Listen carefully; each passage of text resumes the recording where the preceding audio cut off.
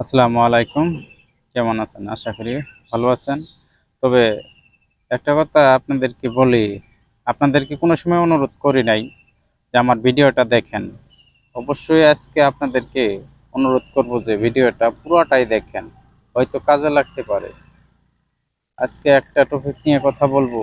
সেই কথাটা হলো যে আমাদের ছেলেমেয়ে, বেশিরভাগ ছেলে ১২ থেকে ১৬ বছর ১২ থেকে ১৬ বছর পর্যন্ত যেসব বাবারা, মারা তাদের হাতে স্মার্টফোন তুলে দিছেন, একটু সতর্ক থাকবেন, একটু সতর্ক থাকবেন। যা না বললেই নয়, আমার নিজের অভিজ্ঞতা থেকে বলছি। আমি একজন বিকাশ ব্যবসায়ী, ব্যবসা করি।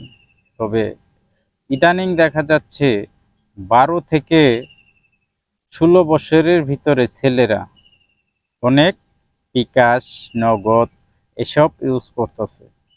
এসব ইউজ করতেছে, তারা ভালো উদ্দেশ্যে করতেছে কিনা, কি উদ্দেশ্যে করতেছে, আপনারা যারা গার্জিয়ান আছেন অবশ্যই নজরে রাখতে হবে। আমার জানা মতো বেশিরভাগ ছেলে ১২ থেকে ১৬ বছরের ভিতরে তারা অনলাইন মোবাইল যে জুয়াগুলা তারা বেশিরভাগ খেলতেছে। আপনারা নজরে রাখেন, আপনাদের গার্জিয়ান যারা আছেন তাদের পকেট থেকে হয়তো চুরি করে বা ওই যে আপনি খাইতে দিছেন সেসব টাকা জমায় তারা অনলাইন জুয়া খেলতেছে। আপনারা যদি সতর্ক না হন, আপনাদের ছেলে মেয়েদের হাতে যে অ্যান্ড্রয়েড ফোনগুলো তুলে দিচ্ছেন, তারা সামনের দিকে আগানো বাদ দিয়ে তারা পিছিয়ে যাচ্ছে।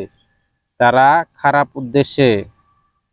উদ্দেশ্যে মোবাইল ব্যবহার করছে। আপনারা যারা মোবাইল দিতেছেন অতি সাবধানের সাথে আপনার ছেলে মেয়ের দিকে লক্ষ্য রাখেন, আপনার ছেলে মেয়ে কি করতেছে। আর আমি মনে করি 18 বছর পর মোবাইল দিতে পারেন, এর আগে মোবাইল দিয়েন না। তারা অন্যান্য আরো খারাপ কাজে লিপ্ত হতে পারে। তবে আমি আমার অভিজ্ঞতা থেকে বলছি, আমার দোকানে বেশিরভাগ ছেলেরা আসে, আমি দেখি আমার জানা মতো তারা ভালো কাজে ব্যবহার করতেছে না। তারা এই যে গেম খেলতেছে, অনলাইন গেম যাকে বলে, সেগুলা খেলতেছে। আপনারা যদি আপনাদের ছেলে মেয়েদেরকে সতর্ক করে না রাখেন, তাহলে আমাদের দেশটা পিছিয়ে যাবে, আগানো বাদ দিয়ে পিছিয়ে যাবে। তবে এই কথাটা আমি বলতাম না।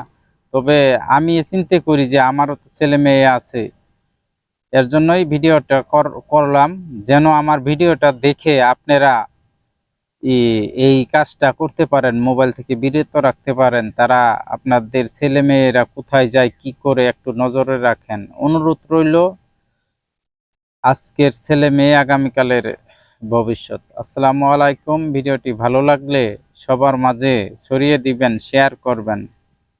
ধন্যবাদ।